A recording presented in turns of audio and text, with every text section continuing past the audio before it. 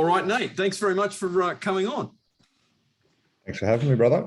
Oh, it's really good to have you on Northern Vibe. And, you've been a little bit of a local kind of a local hero. I know this one is going to go down well especially with the North Queensland tribe. So, Yeah. mate, what's it like walking, running onto a field and having tens of thousands of people watching you there, and then knowing there's like another, tens of thousands of people at home watching you? Like, talk me through that. What's it like? Yeah, a bit of a different feeling. I think it varies, obviously if you're starting the game or if you're coming off the bench. In Origin, for example, it doesn't matter if you're starting or you're off the bench because everyone's getting out in the paddock and they go through all of the processes of the pre-game. But yeah, again, it's sort of dictated by if you're loved by the crowd or disliked by the crowd. But it's the atmosphere tends to build up. But it's good, mate. It's enjoyable. It's something I actually miss. Yeah, I never thought I'd say it, but I think the high of the spectacle of a weekend and I suppose performing and being judged by people for what you're doing is in a way, kind of riveting. It gives you that buzz.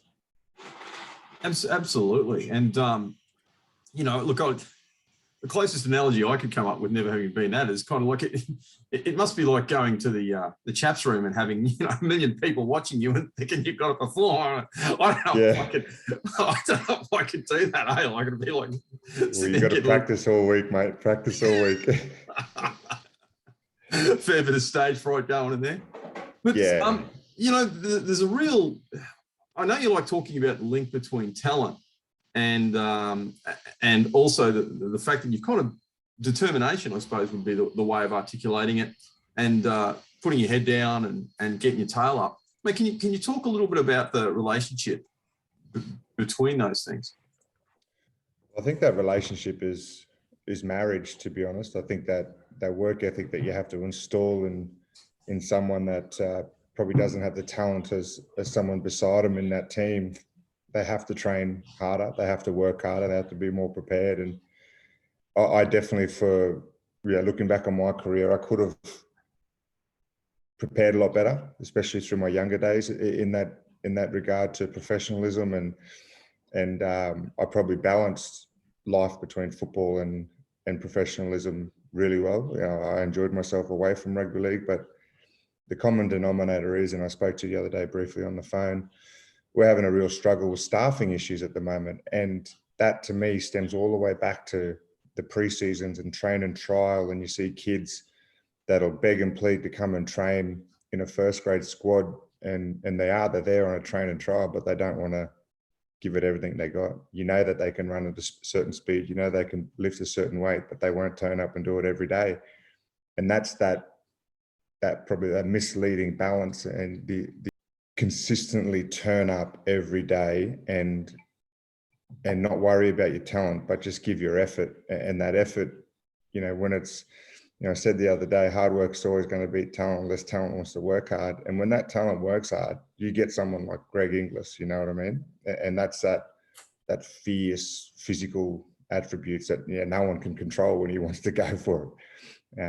And then on the other scale, you get, you probably won't mind me using it, but Cooper Cronk was never a halfback, but his ability to work hard and have his intelligence level rise every year, he managed to get that work ethic and pushed it up, and then he created the talent. So, mate, it's fierce. It's like a marriage. You need it. It doesn't matter how talented you are. It's only going to get you so far. I suppose in a lot of ways, that's really empowering, because the message behind that is like, okay, it's true that you need to have a base level of talent, but a conscientious person will beat someone with natural talent in the long run. Is that your experience? Yeah, mate, yeah. Day in and day out, that person will get the better of them. But look, what got you into football? Could you tell us a little bit about that? Oh, mum and dad, mate. They're still nuts on rugby league. They actually both came down last week at different times, and they're just still rugby league fanatics, and always have been, always will be. And we used to go watch dad when we were younger, and mum's just enthusiastically into all sports. So, she wasn't the best at driving us to cricket, but when it came to rugby league, mate, we didn't miss a thing. Well, that leads naturally on to another question. So, tell me about your background. Tell me about life in Gordonvale and your family. Yeah, mate. G-Vale boy. Can't say I was born in G-Vale, but I was born in the Cairns-based hospital. I lived in Gordonvale till I was just turned 16, and we received an offer to go down to the Canterbury Bulldogs to Belmore for York Street. And yeah, mate, we went down and had a crack at it, really. Just, I suppose, I was thinking about, this interview coming up, and I suppose talking about trying to think about what to talk about. And mate, I think at a young age, I realized that you couldn't do, it was going to be difficult living away from home to focus on rugby league, but then also focus on work, as in a career, in regards to, at the time, I thought negatively about trying to balance that. I thought that if I'm going down to play rugby league, but I'm going to do an apprenticeship, I would fuck up rugby league to finish my apprenticeship. And it started to happen really early. I actually went through 2 apprenticeship attempts as an electrician and then as a plumber. But what I was finding was I was stuck in the middle of nowhere in Sydney, and I had to get back to training. And when I started to progress in rugby league, I quickly worked out after about 2 years, or about a year and a half, I couldn't do both. I either had to sacrifice rugby league and training when I was elevating through the ranks of Jersey Flegg and reserve grade, that I couldn't get to training early because I was stuck out wide doing a job in Penrith or something, then you had to get the train back and you miss training and you don't play that weekend. And my mum was really good. She just sort of said, you're going to be down in Sydney. You didn't move there for an apprenticeship. So she just sort of backed me from there. And my brother was the other way. He went and finished his trade and did everything like that. And obviously now he's accredited and probably earns more money than me now. But the fact is that I was negative towards it. I felt like I couldn't do both. And I think looking back at all of them, that I suppose that era that came through, it was hard, mate. It was difficult to do a physical trade or a physical, career path, but then have to be physically 100% into rugby league was very difficult. And I don't think that there's many people that, probably went on to greater and the greatness that chose career, and academic, they went 100% balls into rugby league. Yeah, see, that's it. And there's so many things that kind of spring from that. Like the first thing that I've got to be honest that leaps into my mind is you read a lot of the exercise stuff nowadays, and it's like when you work really hard and you exercise really hard, you get endorphins and your body kind of gets, addicted to these endorphins. And look, I know there's a degree of truth to that. Like I've never been at your level, but I enjoyed swimming and cycling and that sort of stuff. But mate, when you're out lifting stuff heavy, I've also done a little bit of physical work. Like for a little while, I did a little bit of mustering out bush helping a mate, a little bit of fencing. And like, where are all these endorphins that people talk about? When endorphins aren't ready to roll out of your body for 8 hours. That's a one-off hit, and that mindset is, if you believe that you're getting them endorphins and you're getting that hit, which we 100% do, mate, some people react differently to it. Some people start yelling when they're doing weights because they have that different, that they enjoy it, they soak it in, they do it. Mate, some people can have a shit attitude and just know that they're tired and know that they've been at work all day and they won't feel it. Yeah, and again, like it's the same circumstance. It depends on, I suppose, your conscientiousness, your attitude towards it. Yeah, that's right. Yep. So how are you going to frame it? Like both these people are going through precisely the same experience, but it's how they're going to frame it. Well, a couple of weeks ago, I spoke to Scooter Patterson. He's a legend, and that was a great interview. Unfortunately, had a few tech issues going on with it. But, he's a bloke who was born with a pretty, he won't mind me saying this, a pretty severe disability, who was expected to have a rod surgically put in his back and all that kind of stuff. And he's come out on top. He's transcended all of this. He paid a big price for it. But one of the things that he kind of discussed was, he said, look, it just depends on how you frame things. You can't help the hand that life deals you. But what you can do is how you decide to frame that. What you decide to do with it is totally up to you. And again, that's a truly inspiring message. You know what I mean? Yeah, it is. It is. And mate, some people, I suppose there's a lot more emphasis around people's life, like the richest people in the world aren't the happiest people in the world. You can go and see someone who's probably in another fantastic situation in regards to their house, or they're in a rental, but their laughter and their weekend and every afternoon they get home smiling and they're happy. That mindset is taught and absorbed so early on in life. And people that are born with, they could be born with disabilities, they could be born with, and something happens, but at a young age, they just have that mindset, like, man, I'm fucking happy to be here. Like, this is what it's about. I don't care what's ahead of me. It's going to be fun. Yep. So, like, there's so much about your mindset with anything in life. And obviously you've applied that and getting that mindset from your family and the support and all that kind of stuff.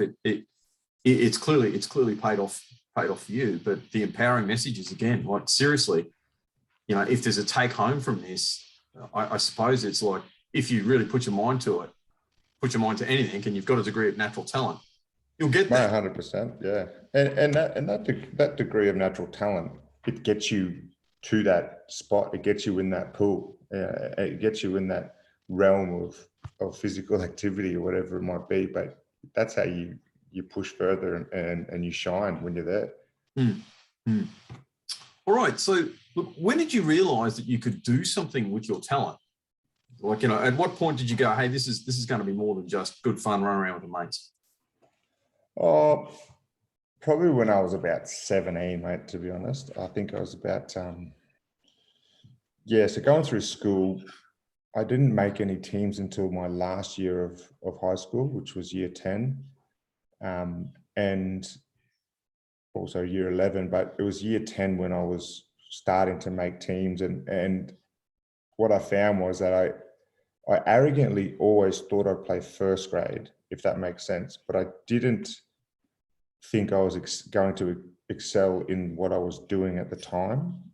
I don't know. It's kind of weird. You ask my brother, well, you probably won't ever ask me, but if you ever talk to my brother, he'll say, like, he always said, like, I always said I was going to play first grade. But if I went to a school carnival, I would go to the school carnival and I would watch other teams, but in awe of their other front rowers or their other players that I had grown up knowing about. So I was always in awe and watching them. And I even remember talking to Peter Parr when we were at a Townsville school competition, and I said, "Oh, how good is that bloke going?" And he said, "Well, no, he's not really that good. I think you're doing better." And I remember thinking,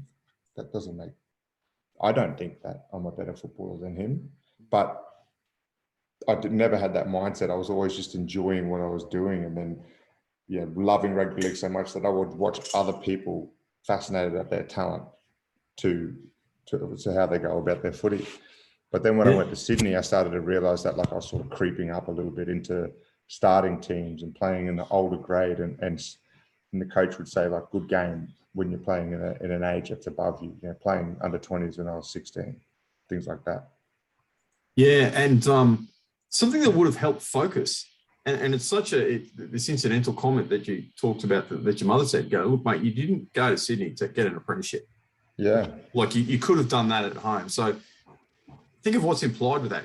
She's not saying it's not important, because everyone does need, like, you need a backup plan. Yeah. You don't know if you're going to get injured. You don't know if things are going to happen.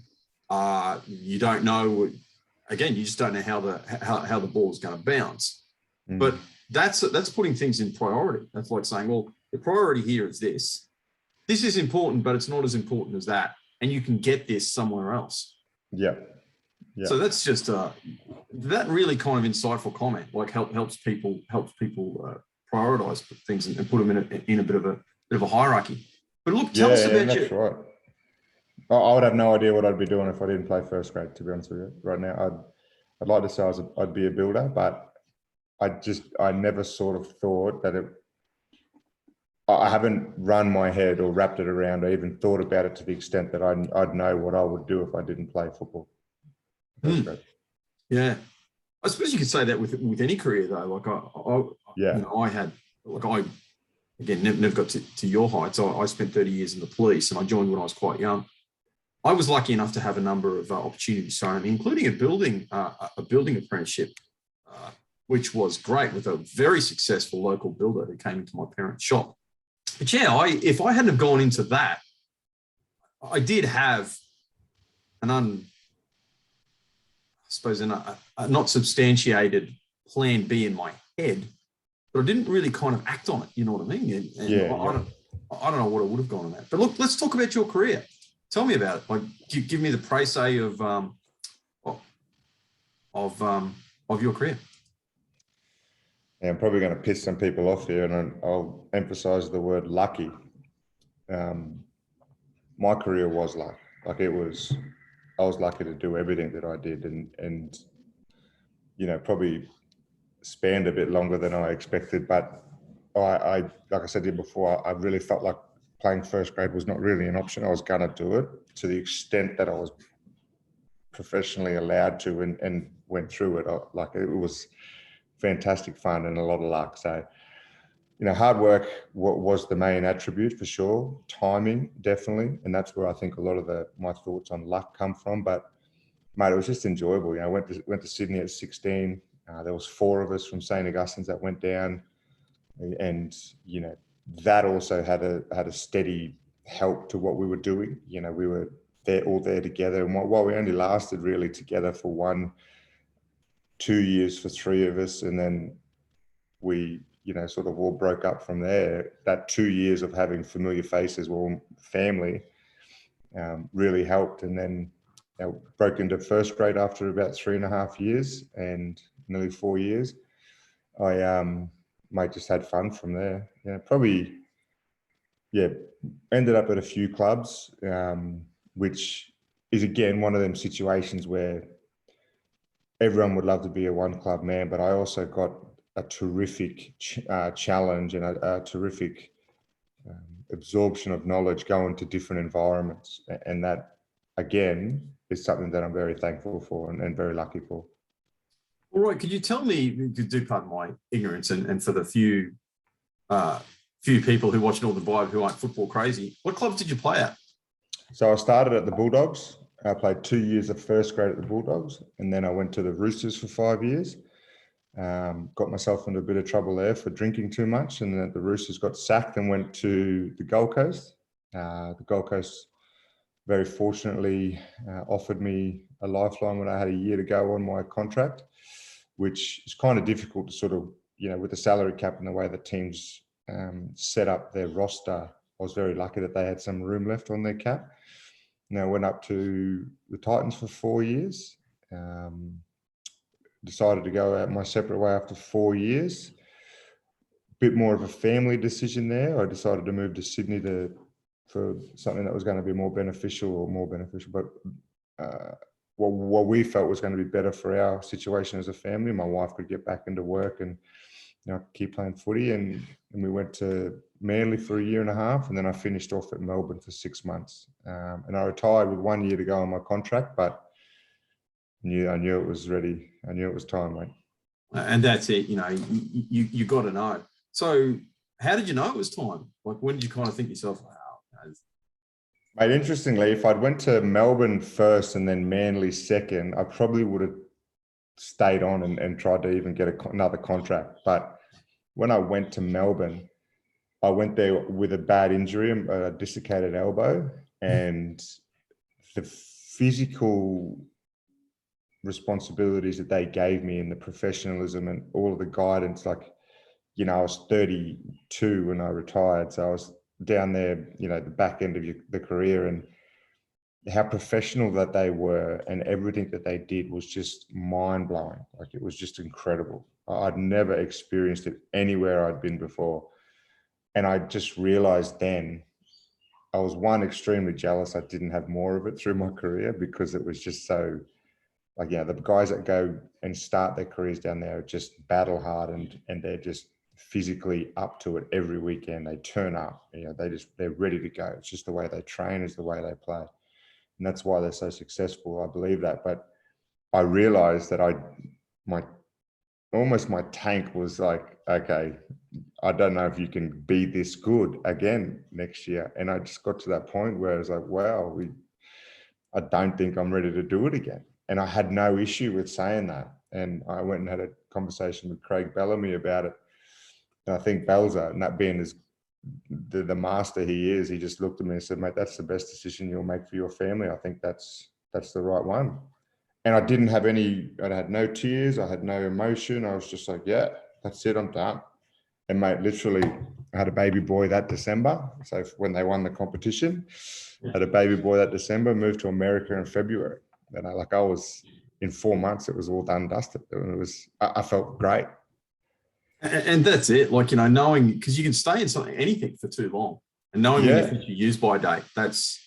And that's when I knew it was right, because like I said, if I was at a club or in a situation where it wasn't as professional, or where I just came from was nowhere near it, you can sometimes think it's not you that's not up to it. It's sort of what's around you. You have that ability to sort of blame other people. And I would have done that. I probably would have said, no, I can still play first grade. I can still play Origin, and hung on again for too long.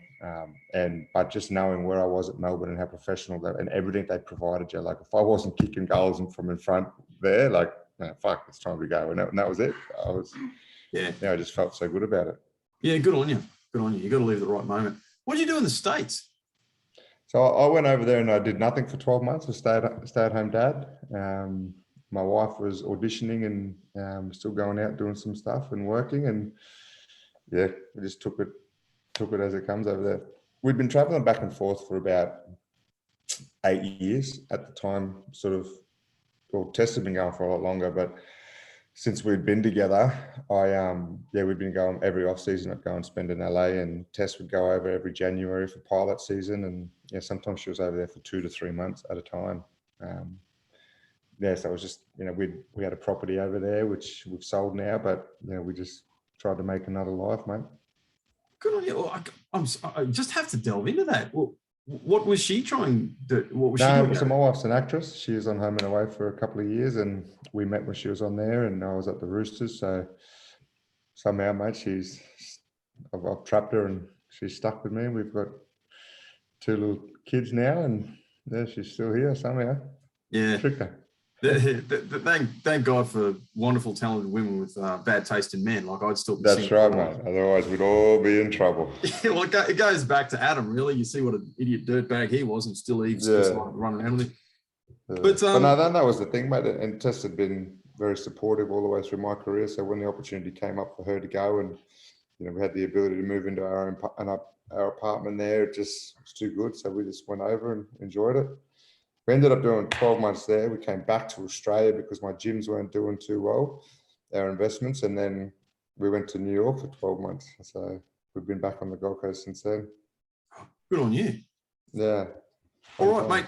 Tell me about your best moment, football-wise, because I know, like, personal-wise, it's obviously going to be married, kids, and all that kind of stuff. But football-wise, what was your best moment? Well, mate, I went through my whole career without winning a competition, so that's probably not my best one. I think obviously the football we played through 2010 when we made it to the grand final was superior style of football, I think. But I'm pretty simple with that sort of stuff. I wasn't ever the player that would change a game or, do something pivotal that's going to turn a game. I had terrific team moments. Origin was definitely one. That the run in 2010 to get to the grand final was unique. You probably would remember Braithen Astor kicking that field goal to even up that game. Just to be a part of that sort of, no individual was sort of, other than Braith's right foot to get that field goal. It was just so much fun, mate. We just, when you take yourself out of your selfishness and everything's about the team and things are going really well, there's a different vibe, there's a different glide. Every time you turn up the next day after a win, everyone's happy and injuries sort of tend to stay away. And yeah, that's good fun with that. So I'd probably say that run in 2010 was the best fun, but, you know, Origin probably sticks out too. We had a pretty good run there for a while. Okay. And, you know, every footballer has injuries and there's all, you know, there's stuff like that and, you know, contracts. And so, mate, what was the worst moment for you? Oh, look, I had a few issues off field. Yeah, things that I wouldn't change now because they have made me and developed me into the person I am today. We're incredibly lucky with injuries also. I actually played the first 8 years without an operation, which is kind of lucky, but I'm pretty sure I made up with it for the last 4. Ended up getting everything cleaned up, but still got a few niggling injuries, you know, got very old man thumbs and knees and stuff, but I probably train more now than when I was playing, mate. I have a bit of a love. I got into a couple of fitness studios and early on in my, I suppose, business days, and I've been very lucky with them. And now we just sort of work and oversee that, and it's a bit of a people management role, but yeah, not technically working inside of them, but yeah, just having a bit of fun with them. What techniques do you have that help you maintain focus and to overcome hurdles? And, you know, is there anything specifically that you can do that you do? Well, I'd probably better lower my voice here. If my wife hears me talk about what I do to help my professionalism, she'll piss herself laughing. But I'm a very positive person. Like if there's something to be done, I think it needs to be done. And I know that's the way I am. And it's kind of detrimental in a way where not everything can be done, right? So, you know, when you say, if I go back to Cairns and see the family, I just think everything can happen. You know, I've got friends or business partners that want to meet up and do, I think it can happen. You know, everything's on the plate, and then you just sort of shuffle it around the plate and filter it through and eat it, you know. But I think just having that positivity, you know, understanding that every situation that you're going to be in, this, you know, pretty much every situation, it could be worse, and that comes from, you know, parents that always got things done, that always, no matter what, you know, it just got done. And then I've just been incredibly blessed with friends that I have now. You know, some of my best friends are my parents' age, in regards to they went to school together. Like that's how much my friends vary, and I just have incredible wealth of friends and love around me. So I always know that if you are positive, it just brings positivity, and that just keeps cycling on. Look, and that even showed with our interview, because I know how ridiculously busy you are and the demands on your time, and you agreed to take part in a, unfortunately, still relatively obscure but growing podcast, and I genuinely am, considering that, as you can tell, just walking around. Mate, I've got to thank you. You've been incredibly patient, and No. You know, like I said, my wife would shoot me if she ever thought I believed I was organised. I'm that unorganised. I was even going to do our interview in the car the other day driving, just to know I could stick it up and we could do it. But nah, mate, thank you very much for being so patient.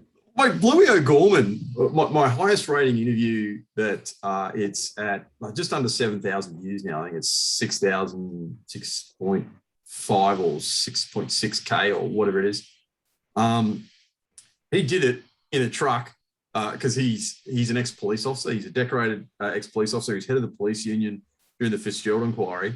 And mate, that was a really candid interview. The only thing, again, because it's a hobby, okay? And I'm talking to people who are just, when they got the time. So he's doing it in his truck cabin while he's taking a break because he was driving some of the Bathurst cars to Bathurst. That's the only time that he had. So the sun's going down, it's getting dark, you can only see and he's really Irish looking. So he's got a real potato, he's an O'Gorman. So he's got a real potato head. And in the shadow, and he won't mind me saying that because it's true, you can just see this potato head. And being Irish, he got really emotional and he's tearing up and he's like, oh, these guys made me so angry and I was so proud of this and I wanted to punch this guy and I wanted to hug this guy and I wanted to do this. and it was, mate, from a production professional point of view, it was an absolute joke, rubbish. Oh my God. And I slapped my head later, but it was one of the best because it was kind of authentic and people loved it. And they just spill your gut. They just spill your gut. Yeah. So Oh, that's good. Well, Yeah, hopefully the viewings might go off the head sizes. I'll get him then. I'll tip him. yeah, God willing, bro. Yeah. But yeah, so mate, it's just it's funny, and I really, and again, we're throwing flowers at each other now, but I genuinely, a bloke with with your lack of time coming into Northern Vibe and having chats. Nah, well, that made, yeah, cancelling on you the other day. I had a school touch carnival down in Runaway Bay and had one of my staff pull out because I just started a cleaning company, and it's just, 450 teams, man. I'd rather be sitting in the aircon talking to you. Don't worry. It was madness down there. Or what are you doing now? So I've got 7 gyms that, we've managed to acquire over the few years, and we're probably going to look at, hopefully expanding with them and acquiring more. It's a bit of a acquisition phase at the moment for us. Myself and my business partner, Dan, who was the head trainer at the Gold Coast Titans and is now at the Canterbury Bulldogs, who's pretty tight with Trent Barrett. So we're doing that, mate. And when I got back from New York, I told you I came back and started back on the Gold Coast and training in my studios again. It's kind of weird. I had a chip at my current cleaner then, who was a lady who I'm now still talking with, and she's helping me out with my cleaning company. So we laugh about it now. Penny, her name is. She's a beautiful person. She said to me one day, well, you know what? If you think you can do it yourself. And that's what she said. So I started doing the cleaning myself. And then now I've got a couple of cars going, and every now and then I jump on the tools and just get it done. Good on you. Not too proud to do that. That reminds me of the All Blacks when they were going through that really bad space where they get right to the finals and then die. Apparently they had this kind of thing where they'd all get together and they'd clean out the stadium, clean out the locker rooms, and they do all that kind of stuff. And it got them to work together, and it stopped because you think of it, again, you know it. Like, you think of all these incredible, talented people that have got to there. You had some pretty, how would I put this? I'll just have to articulate it clearly. Some pretty big egos, apparently. And you're getting all these alpha males who are clashing. So one of the things the coach did was to get them to clean the locker room together, and, you're doing it this week, and you're doing it this week, and you're doing this area. And apparently it worked like a charm. So it just goes to show that and I think that's a very common theme. And I've seen Jonathan Thurston and them, like, after Origins, cleaning up pizza boxes. There was no ego to a point ever in some of them teams that, they ever thought they were better than someone else, because they understood that there are people that would have had to go and do that job. And there was even staff members of ours that were doing it and not being asked to, but they'd do it. So I think that mentality, again, falls back to that hard work and that the ability to have that mindset that you'll do anything to make it happen. But there is one more. Well, there's one more thing I'd kind of like to ask you about, that, especially after our conversation. So natural talent will take you so far, and then being conscientious, consistent, and determined will take you so far. But is there a point where a person should be looking at something, they say, I really want to do this, or they like the idea of something, but it's not working for them? When should someone kind of say to themselves, you know what, I need to direct my talent, abilities, and effort into another area?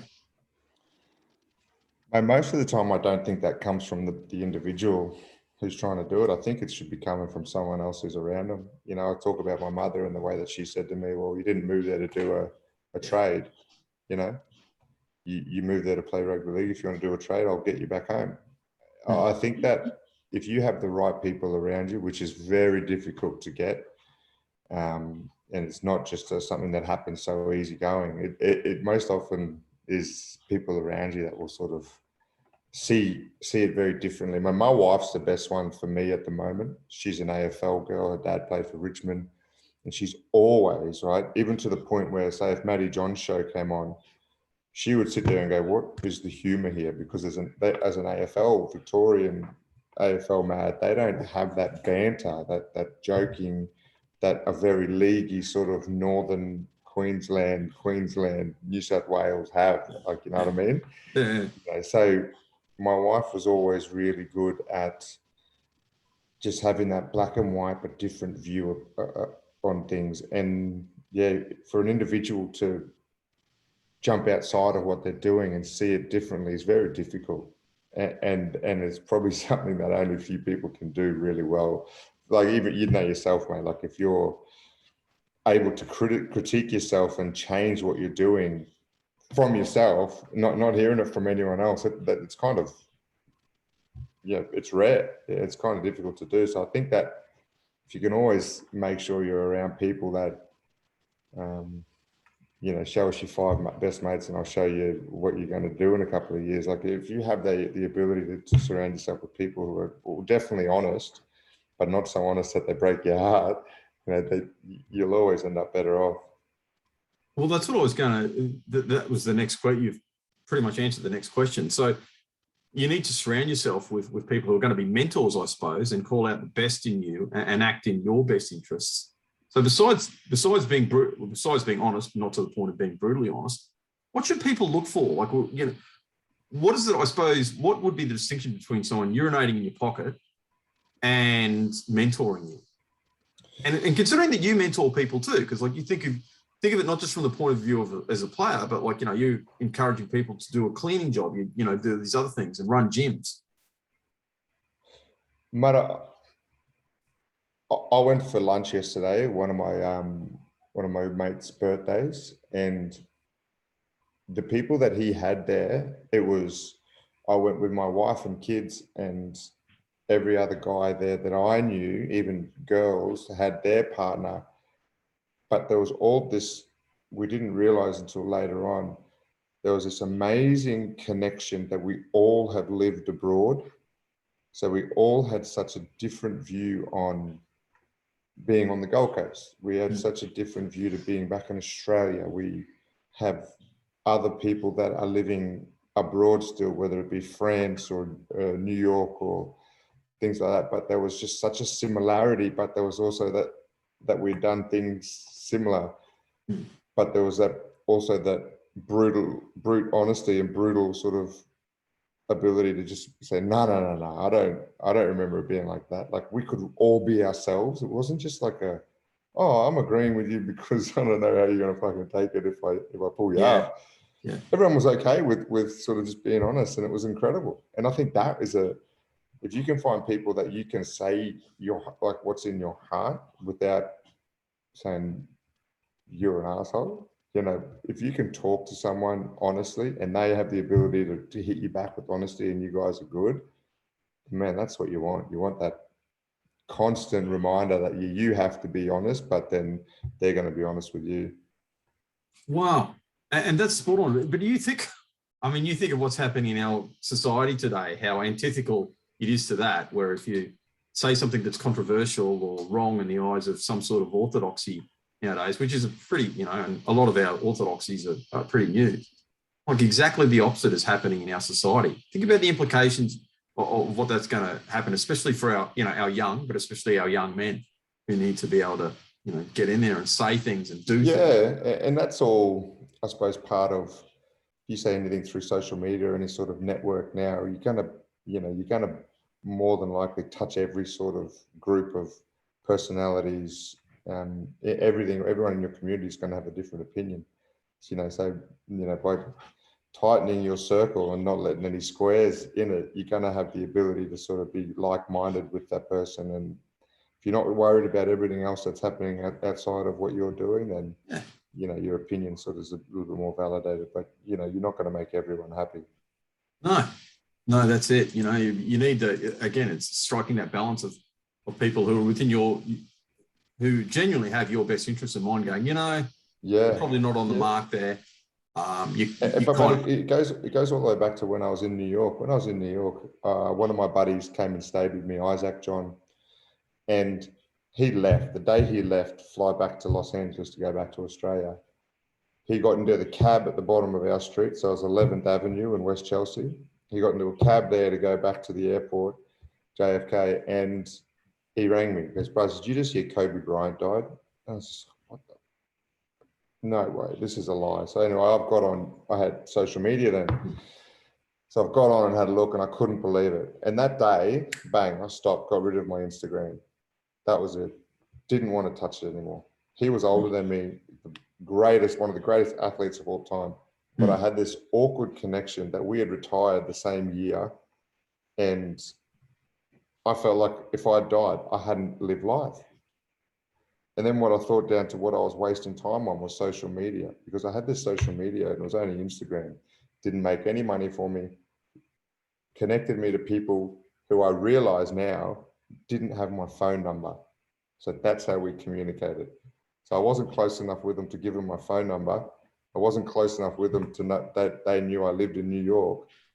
But if I knew that they were on holiday there through their social media, I would contact them. Wouldn't contact them on their phone number. I'd contact them through this platform.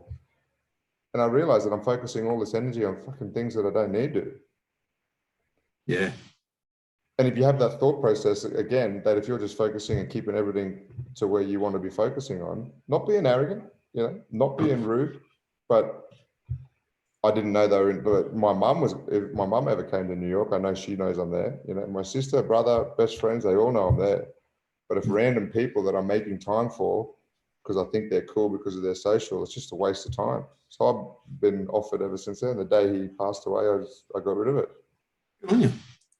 That's pretty positive. How did you find, like, New York must have been unusual. So you go from a really well-known person over here who probably couldn't walk down any street on the east coast of Australia without being recognised and people, to going to somewhere relatively anonymous. How was that? Was that positive? Was that negative? Was it, Mate, to be absolutely honest with you, I wasn't one of them players that ever sort of got pizzled or anything like that. I think at the height of it all, I was probably only ever pizzled when I was walking through Coogee Bay, which is a little bit more of a South territory, and I was playing for the Roosters. That's about as bad as it got. And there's a couple of dudes that were mutual friends with some people that would just absolutely put you on the roast. So every time you walk near them, but I was lucky. I didn't get, you walk down the street with a JT or a Smith or, Billy's, it's a totally different world, different environment. Like I played my first 2 years of first grade with Sonny Bill, he was on Nike ads. He was doing that is a whole nother world. And that's something that I was never, ever even to or level with. So going to New York and going to LA was incredible. It was so fantastic in regards to that, the ability to sort of just, New York more so. I loved New York. We both did. Like if we had the opportunity to earn copious amounts of money and be able to afford it, we'd go back there in a heartbeat. Because New York was the prime place. It was the place where everyone was good at what they did. Whereas LA was, hi, how you going? What do you do? No one asks for your name. They ask what you do, because everyone's in LA for the same reason. They're there to make it. They're there to do something. Whereas New York, they're there to get busy and do it. It was like New York was the best of the best. So people who would stop and talk to you, you talk to them for 4 hours. You'd just be so interested in what they're doing. I know there's never a drama, mate. Every now and then you'd see a couple of Aussies, but if they like rugby, you'd actually hear Australians when you're in America before you see them. You hear that twang. And mate, the Aussie vibe, especially in New York, was going away from that drinking sort of the Aussie bar, which I got to know the owner of the Aussie bar he sold it just before COVID hit, luckily, Matt. He was saying that there was just such a movement in New York from Aussie bar drinking, big nights, crazy Aussies, to cafes, coffee, like breakfast. Aussie cafes in America are going mad because our breakfast is so good and our coffee is so good. Like that bloke that has Bluestone, the coffee shop, mate. If you can ever get someone on a podcast, get him. Nick Stone, I think his name is. He owns Bluestone Coffees. He was an old AFL player. Mate, unbelievable. You should see this guy and where his shops are popping up. All because he's got good Australian coffee. Like he's got it down pat. It's so funny you should say that. I did visit America for unfortunately all too short amount of time. And I'm one of those people, I love America. I actually get annoyed with generally ignorant and kind of politically motivated Australians running down the United States. And I think, well, first, how would you define a country of 300 what is it, 300 million, 330 million people. That's it's up to phenomenal. 350. I think it's ridiculous. Firstly, how do you define that nation? You know, and say, well, the Americans are like this. Well, all of them, really? Yeah. And secondly, like I said, I really enjoyed the vibe. The only thing about New York, I loved New York. I felt that vibe over there too. And I was so lucky to meet an incredibly highly placed man who actually mentored me. So Dr. Dan Rudolph, Aussie, I know that you do occasionally listen to my podcast. He's the co-author of my book there. So to get mentored and to meet these incredible people over there who, like you said, are at the peak of it, but it kind of psyched me out. I felt like I felt really happy that he was this guy and a couple of other people going, wow, you know, you've done these things in your own country, you're coming over here and you've got something to offer this. Fantastic. Tell me about it. There was genuine interest, genuinely wanting me to get to improve and get better. But I felt phenomenally psyched out by the vibe of the place and knowing that I was surrounded by hyper achievers, hyper intelligent people who kind of never sleep. The city itself, they never sleep. These people are so focused. Yeah. And mate, I was just like, they're animals, mate, and they're the best of the best, and they do that. It's intimidating, and I feel like if you can go to New York and kick goals, you can make it. You can do it absolutely anywhere. It's incredible. Yeah, that really isn't a cliche. But all right, we're really coming up to time, so I'm going to hit you with one last question, mate. Go. Any big messages for the people out there? Like, is there anything in particular you want to kind of say? Nah, not really, mate. You know, I'm a fair knockabout when it comes to opinions and things like that, mate. I don't ever sit on the fence with things, but I'm just sort of 6 one, half a dozen the other, you know. So I just know that when I'm doing things, I want to be having fun. You know, it doesn't matter if I'm cleaning toilets or turning up to train in one of our studios. You know, I'm music on, music in like this, and just doing it and having fun. You know, make sure I'm lucky, mate. I've had a couple of occasions where my wife sort of puts me back on track and make sure I'm sort of focusing and doing things the right way. Well, at least what she makes me and lets me do. But yeah, I just know you've got to have fun in what you're doing. Otherwise, there's no point. There is no point. You won't enjoy it. Good on you. That is a really cool message. And look, on that, we'll wrap it up. But